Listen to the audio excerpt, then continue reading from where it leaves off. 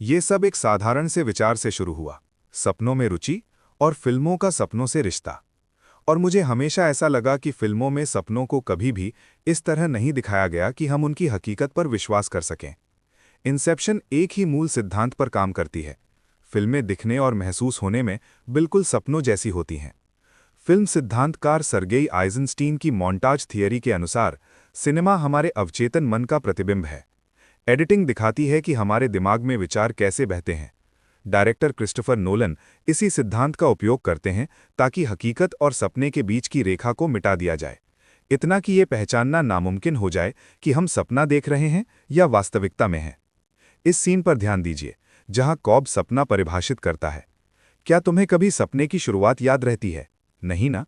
तुम हमेशा सीधे बीच में पहुंच जाते हो। यही सिद्धांत फिल्म एडिटिंग में भी लागू होता है। एक सीन से दूसरे सीन में जाने के लिए बस एक एस्टैब्लिशिंग शॉट चाहिए और हम नई जगह पर पहुंच जाते हैं। उदाहरण के लिए the silence of the lambs film को लें। हमें नहीं पता क्लैरिस वहां कैसे पहुंची, गाड़ी से, बस से या किसी ने छोड़ा, लेकिन फर्क भी नहीं पड़ता। जैसा कि हिचकॉक ने कहा था, ड्रामा वही जिंदगी है जिसमें बोरिंग हिस्से काट दिए गए हों। यही बात सपनों और फिल्मों दोनों पर लागू होती है। नोलन जानबूझकर सपनों और हकीकत में कोई दृश्य अंतर नहीं रखते।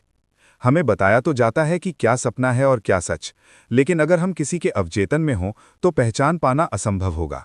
हम भी उतने ही नियंत्रित होते हैं जितना खुद कॉब होता है। कुछ सीन असली दुनिया में होते हुए भी सपनों जैसे लगते हैं, जैसे मुंबासा का पीछा करने वाला सीन। हमें नहीं पता कॉब वहां कैसे पहुंचा। कट लगता है और वो वहां है। एजेंट हर दिशा से निकलते हुए दिखते हैं, बिल्कुल सपनों की तरह। ऊपर से लिए गए शॉट्स भूल भुलैया जैसे लगते हैं। फिल्म में कहा जाता है, 2 मिनट में भूल भुलैया बनाओ और 1 मिनट में हल हो जानी चाहिए। यही नियम सपनों का भी है। फिर भी ये सीन रियलिटी में दिखाया गया है। यही कारण है कि पूरी फिल्म में हर सीन में सपना और हकीकत को लेकर भ्रम बना रहता है। लेकिन फिल्म सिर्फ इसी सवाल तक सीमित नहीं है।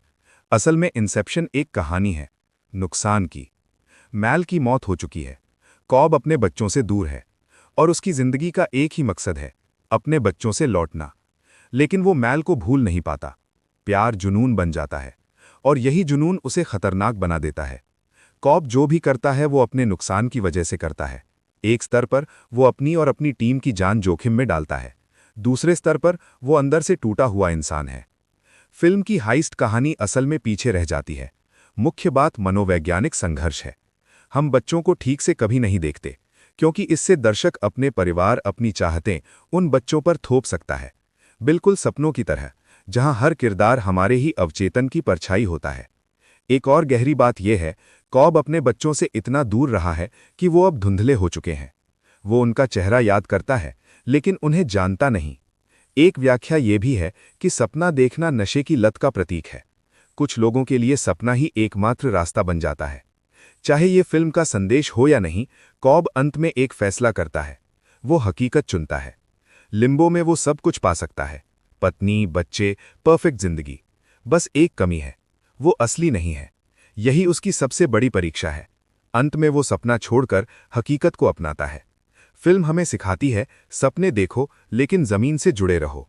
कुछ बनो लेकिन वास्तविक बनो। अंत में वो अपने बच्चों को देखता है और टॉप, वो हिलता है लेकिन गिरता नहीं। Cut to black. मेरे हिसाब से वो पल हकीकत था, क्योंकि पहली बार कॉब ने सपना नहीं, हकीकत को चुना।